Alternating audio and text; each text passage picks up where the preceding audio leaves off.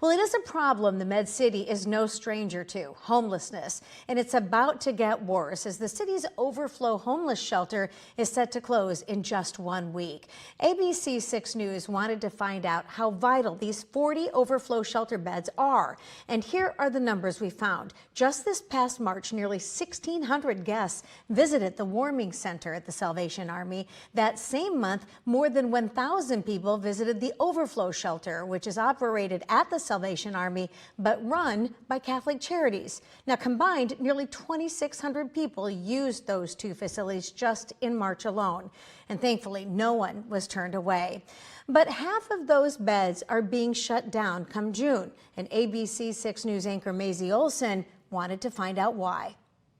Robin, it all boils down to money and who's footing the bill to keep the overflow shelter here in town open. And when speaking with the parties involved, it seems like there was a lot of miscommunication about the $50,000 meant to keep this roof over people's heads.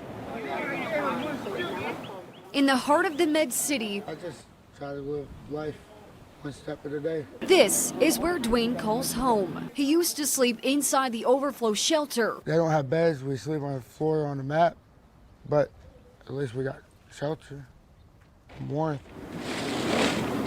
But Dwayne's used to packing up his stuff, never getting comfortable. We don't want people to not have a place to sleep at night and to end up having to camp again. And, you know, that's what will happen if we cannot continue to fund the overflow shelter.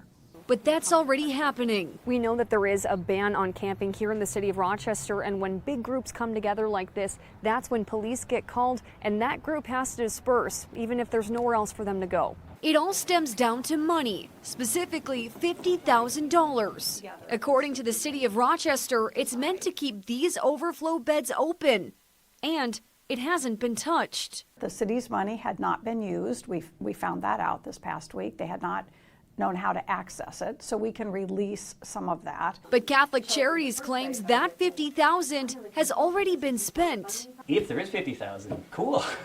But my understanding was that actually went into a pool and was already drawn down from. So what happened to that $50,000? We had allocated this money and they didn't know how to get it. The email I got from the city was pretty definite.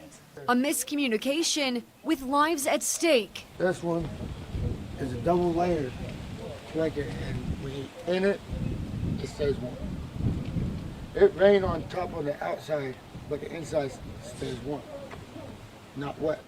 All people like Dwayne can do is keep living one day at a time. Stay positive and keep moving forward.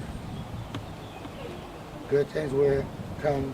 As for the people that are depending on getting a roof over their heads, if they can't find room in the warming shelter, they're simply on their own.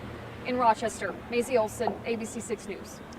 And ABC 6 did reach out to Mayor Norton, in fact, right before we went on the air tonight to follow up on whether that $50,000 had ever been sent to Catholic Charities. Now, she says she met with John Myers on Monday, who claims they did not spend that $50,000, but are still planning on closing the overflow shelter. She adds it is possible the city cut Catholic Charities a check in the last few days, but whether the tens of thousands was actually ever spent cannot be confirmed tonight, nor can we definitively say that that will ever happen to close the overflow shelter. Maisie also will continue to dig into this story for us and bring us those answers.